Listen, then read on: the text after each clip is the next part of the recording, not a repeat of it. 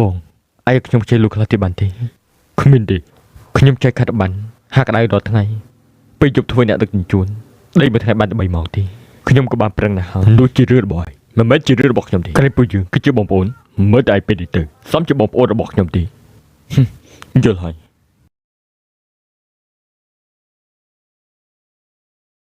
តើកាយកិច្ចសន្យារបស់យើងគេប្រត់ទទួលហើយឡល្ងាចនេះហើយដៃគូសាការទាំងអស់ជួបជុំគ្នាញ៉ាំហាពេលល្ងាចបតឈប់សិនត្រូវហើយកុំភ្លេចហៅបងប្រុសល្អរបស់ខ្ញុំមកផងណាបតចវាយ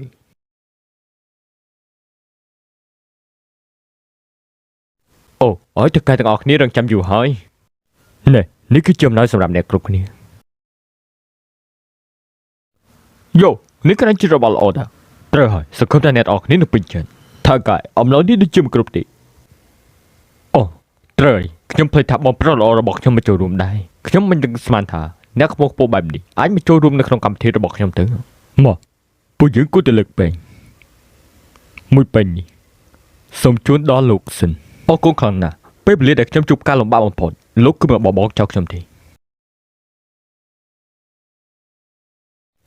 ពេញទី2នេះអរគុណដល់លោកសៀងដៅខ្ញុំចេះលុយ1លានកាលនោះ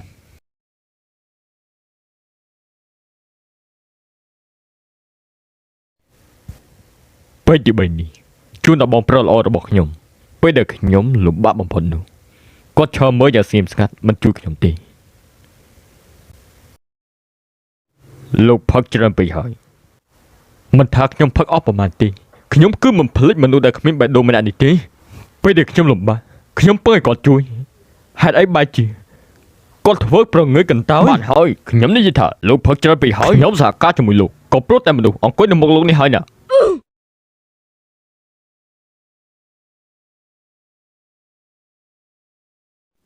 កាលពីប្រហែលថ្ងៃមុនបងប្រុសខ្ញុំគេបានមកជិះលើខ្ញុំលបងតែគេនេះវក់លបែងណាស់តែខ្ញុំឃើញគេឥឡូវនេះដូចជាផ្លាស់ប្ដូរហើយខ្ញុំគិតថាគេអាចនឹងកែប្រែលុយ1លាននោះក៏គាត់ជាអ្នកផ្ដល់ឲ្យដែរអីជួយយកលុយ1លាននេះឲ្យគេជំនួសខ្ញុំផងខ្ញុំមិនចង់យកឲ្យគេដោយផ្ទាល់កុំឲ្យគិតថាគេអាចមានក្នុងមកធ្វើបែបនេះប្រហែលជាគាត់អាចកែប្រែបានត្រូវអាចធ្វើតាមនឹងចន់អាចធ្វើតាមបុទ្ធីខ្ញុំខុសហើយបងប្រុសការខំប្រឹងរបស់ឯងបងក៏បានមកឃើញហើយខ្ញុំសង្ឃឹមថាជីវិតរបស់ឯង